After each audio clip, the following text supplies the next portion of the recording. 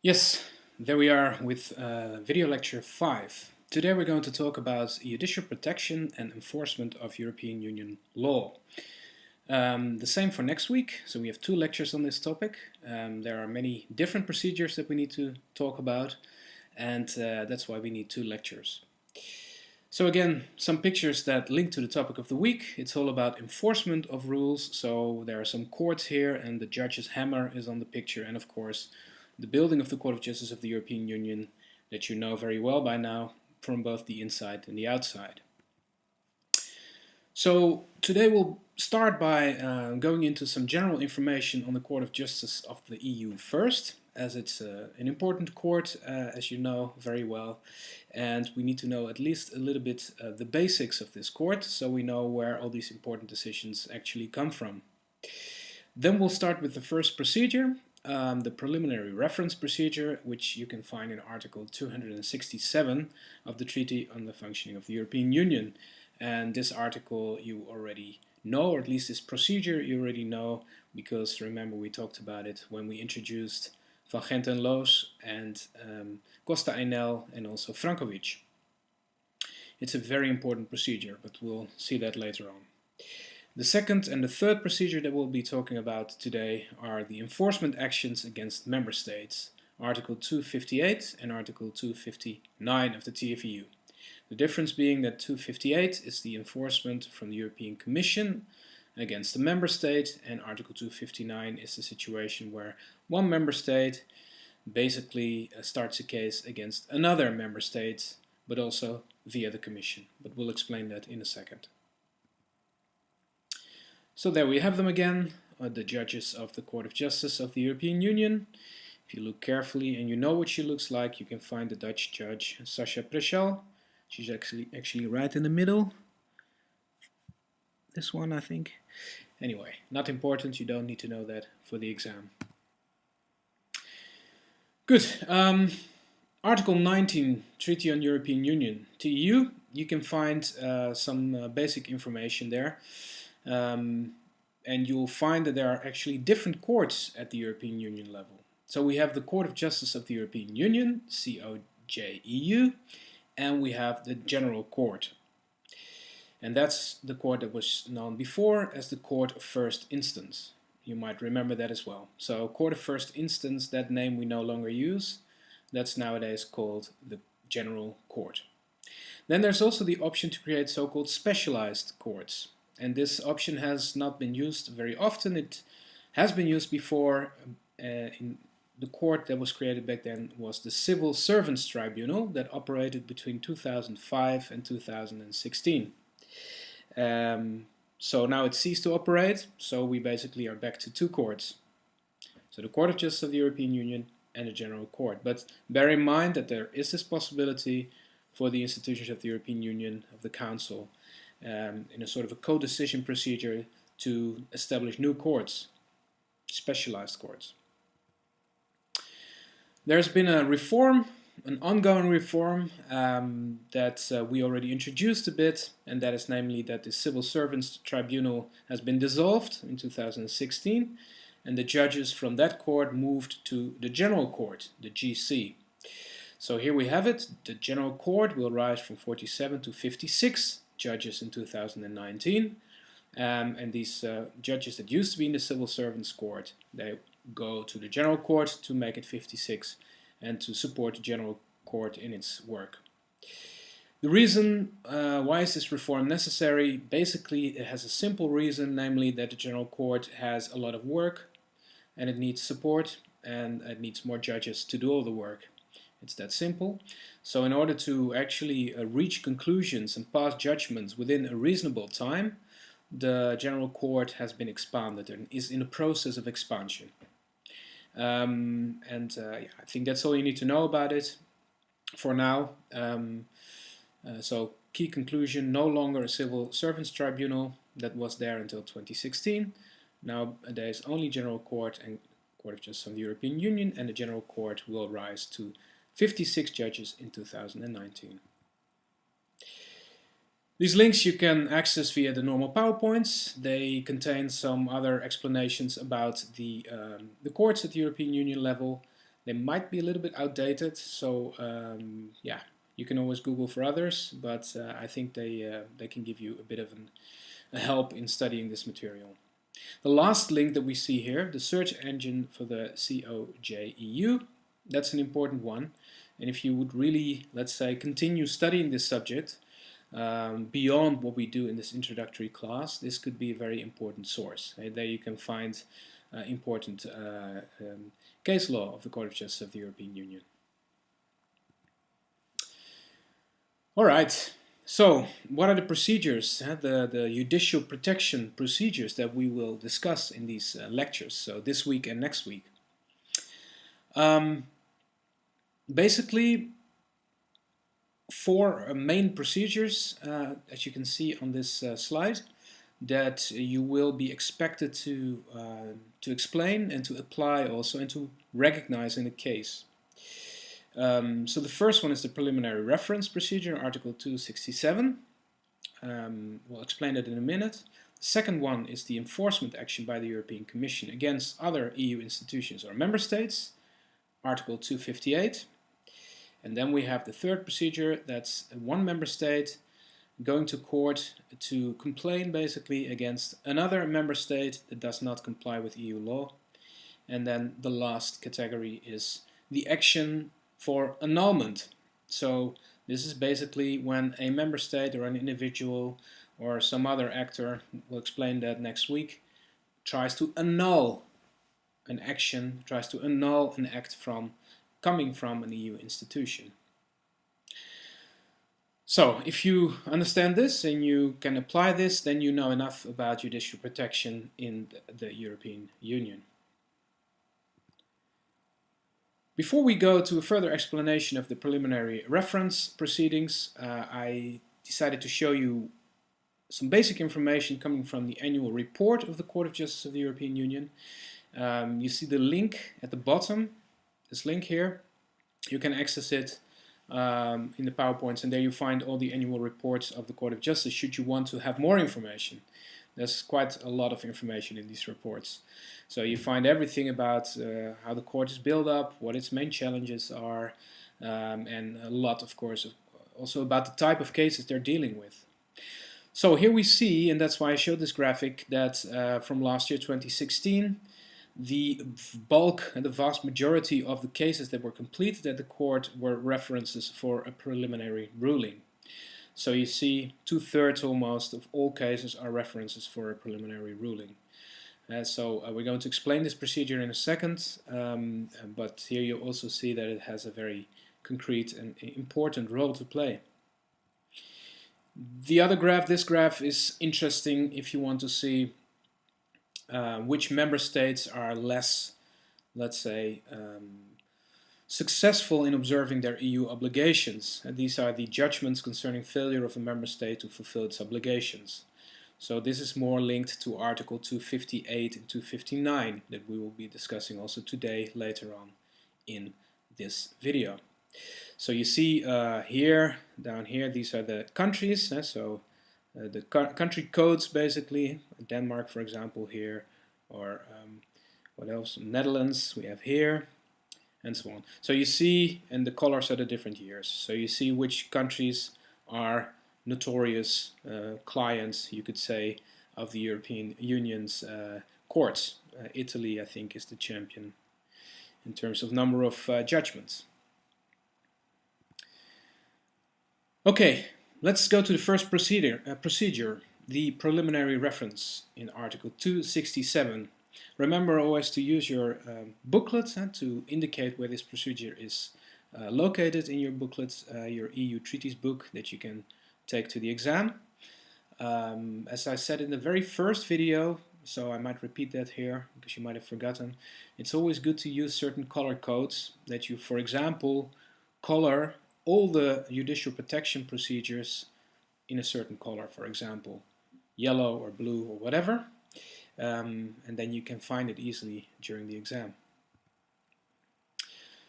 So basically, this is what it looks like. We have to imagine a situation where we are at a national court. Remember the principle of direct effect. You can go to a national court in order to enforce your rights.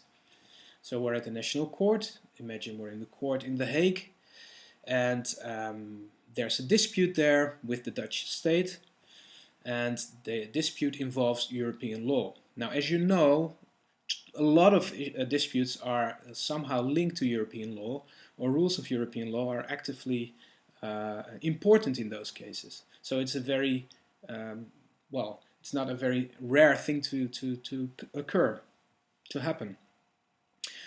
Let's say that one of the parties, for example, I'm one of the parties, my lawyer represents me and says, well, listen, there's this European directive. It contains this and that rule that needs to be observed. The member state, the Netherlands, has not observed the rule, and we want to know what the consequences of this violation are, and according to us, this leads to whatever. Now, the National Court gets this request, and then it might be able to interpret European law because the case is very clear, but it might also be that it wants to have an answer from the court in Luxembourg, yeah, a clarification.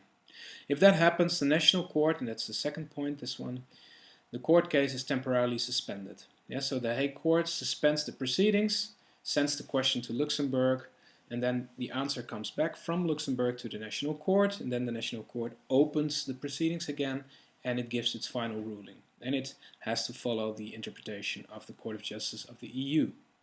So technically, the Court of Justice of the European Union does not decide the national case directly. They answer the question on European law. Yeah? So the National Court asks a question on European law. How should we interpret this and that article of this and that directive? Can you explain what it means? Can you make it clear? Then the Court of Justice in Luxembourg makes it clear, sends it back to the National Court, and then the National Court has to follow this interpretation, of course, and uses it to decide on the case. This is what a preliminary reference procedure is about. And this is what it looks like in a timeline.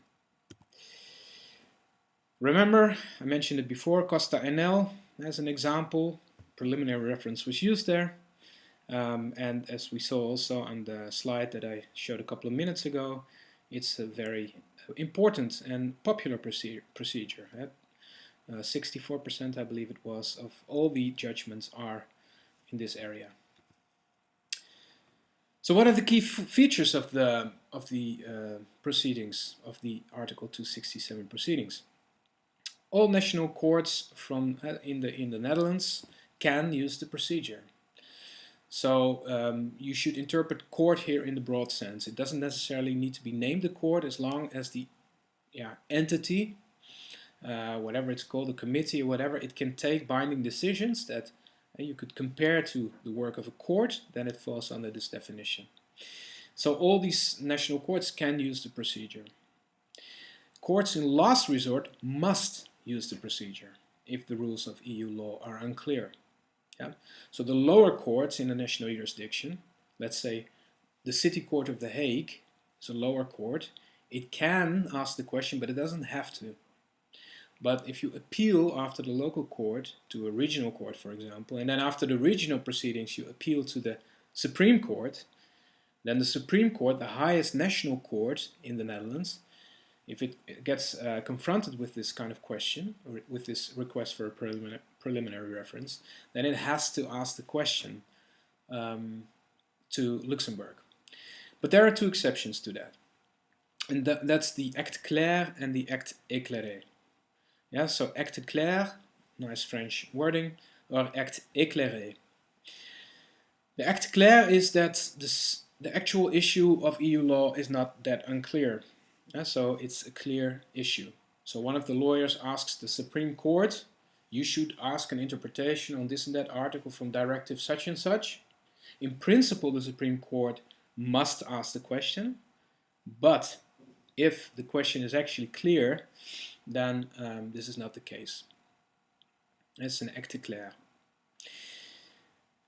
The acte éclairé is that the question has already been answered before by the Court of Justice of the European Union. So it has already been answered. So this is when a court can refer to a previous case where it has already been answered. And that's the acte éclairé. Yeah? So these are the key exceptions. What is the purpose of this whole article? Now, as I said before many times, and again, it's a very important procedure because, first of all, it provides a basic form of judicial protection. Yeah? So it gives you protection as an individual, for example, against the state, and it gives you a tool to actually enforce European law. Yeah, so that's the first reason. The second one, and that is more viewed from the perspective of the EU institutions, but also in a way in the interest of all the member states, it ensures the uniform interpretation and application of EU law in all member states. Yeah. So, of course, the system can only work if in all these member states of the EU rules, the regulations and directives and so on are interpreted in the same uniform way. Yeah. So in order to have a legal order that functions and that is effective, this is a key procedure. Then we move on to the next procedures. The first one is Article 258, the second one is Article 259. These are enforcement actions against member states. Yeah? So this is when the watchdog of the EU, which is, you guessed it, the European Commission, the watchdog of the EU, the European Commission, starts proceedings against the member state because the member state is in breach of EU law. Yeah, so you can imagine situations where member states don't like EU law rules that they have to follow and they decide to ignore them, or unwillingly or unknowingly don't properly implement the EU rules. These situations can occur, and then the Commission can play an active role to enforce these rules, to make sure that all the member states are following the rules in the same way. What are the key features of Article 258? So we start in the left corner. The European Commission can start proceedings against member states. Okay. For example, if they are breaching the principle of sincere cooperation. Yeah, I added this here because it's nice to have some repetition. Remember the principles that we talked about at the start of this module.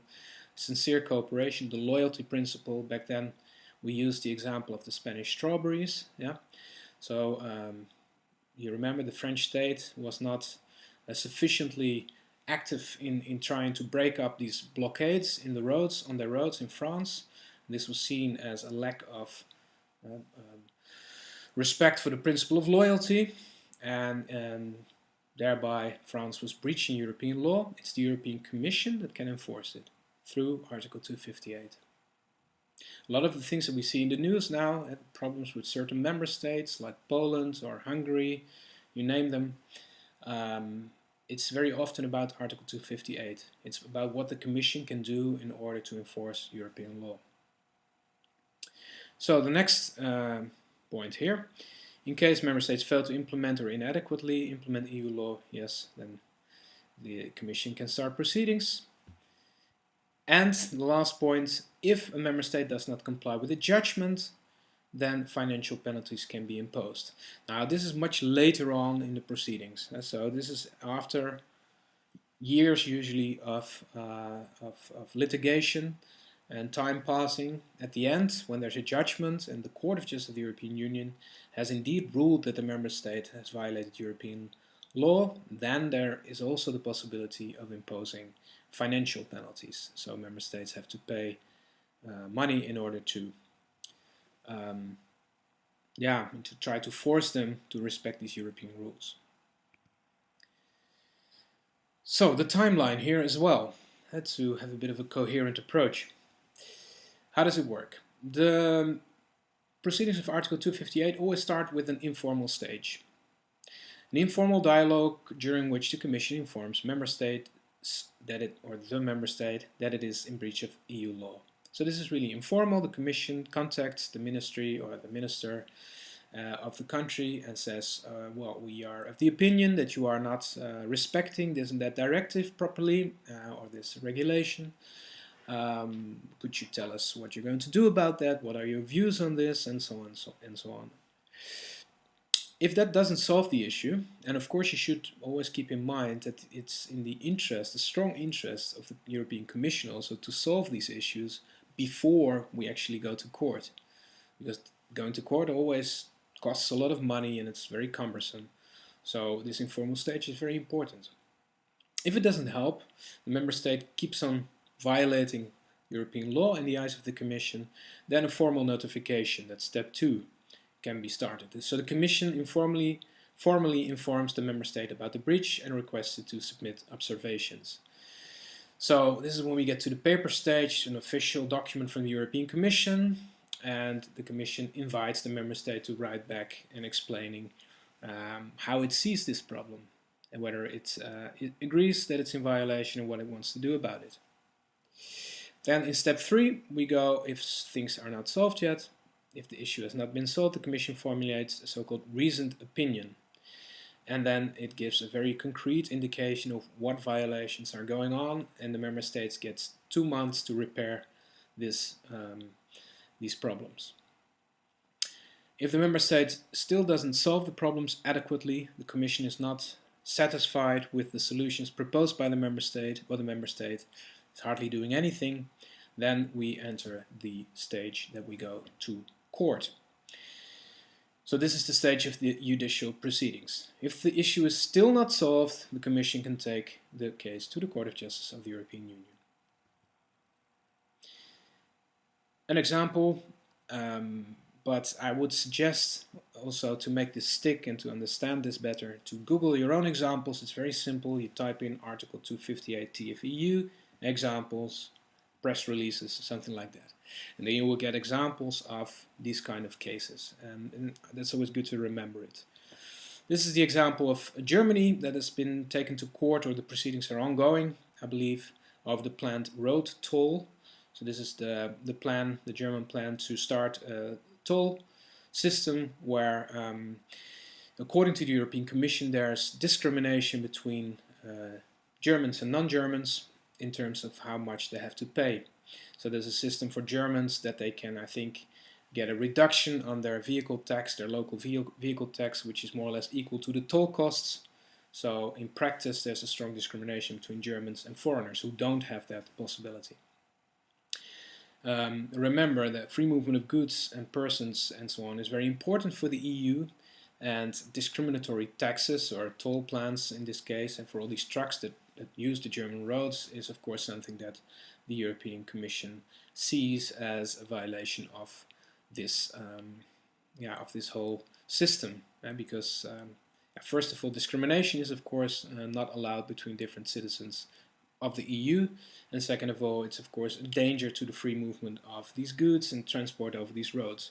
I think actually this one, this particular case is especially relevant for small cars, if I'm not mistaken. Then we have the next procedure, that's Article 259. This is very similar to Article 258, it's also the next article. But the key difference here is that it's not the Commission that starts as a watchdog, starts the proceedings against a member state, but it's one member state starting proceedings against another member state. This is usually less common, because member states normally try to solve issues and they don't need to escalate things to the EU level in a sort of a conflict state. Normally it has been resolved beforehand. So one member state, and we start here again in the corner, one member state can take another member state to court for failing to implement or not adequately implementing EU law. But the case must be brought before the Commission first. So here we see again that actually it's more of a triangle procedure, one member state against another member state, but via the Commission. So the European Commission again plays a very important role also in this procedure. So it underscores the position of the Commission as the guardian of the treaty, or as I called it before, the watchdog of the treaty. The Commission delivers a reasoned opinion after both member states have presented their arguments. So we've heard that before, a reasoned opinion, that's the same as Article 258. So member states, each party give their opinion, and then the Commission states what it thinks about it, and then the case can go to the Court of Justice of the EU. Also an example of this procedure here from early 2017. Portugal versus Spain sounds like a football match on nuclear waste storage. Well, Portugal wanted to start proceedings under Article 259 and approached the European Commission over the construction of the Spanish nuclear waste storage facility since it was very close to the Portuguese border. I think it was within 100 kilometers or so. And according to Portugal, the Spanish authorities did not sufficiently research the possible hazards that this nuclear waste storage would entail. Now, this particular case has been solved already without having gone to court by a diplomatic interference of Jean-Claude Juncker, I believe. But this could have been a case that would have ended up in court under Article 259, to give you an idea.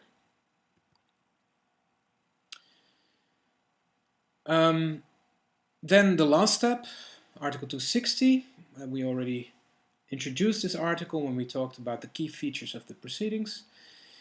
If the Court of Justice finds that a member state is in breach, the member state must take measures to comply with the judgment. So if we go all the way through Article 258 and the problem is not solved in one of these stages, we go to the court and the court finally issues its ruling, then it has to be followed, of course. It's binding in that sense, legally binding. If the Commission finds that member states have not complied or a member state has not complied with the judgment, it can bring a new case before the Court of Justice and ask for a lump sum or penalty payment. Yes, so the Commission can impose fines via the court if a member state does not comply with the judgment. So it can be one big sum, a lump sum, or a penalty payment. Each time the member state breaches the rule, it has to pay a certain amount of money. Those are the two options that you find in the article. I see we already reached the end. So yeah, that's it for this week. The first part of judicial protection this week. So we talked a little bit about the court itself. So you now know that there are two courts, or there's one institution, but it has two layers, the General Court and the Court of Justice of the European Union. We know that the preliminary reference proceedings are by far the most popular. Almost 2/3 of the cases are Article 267 cases.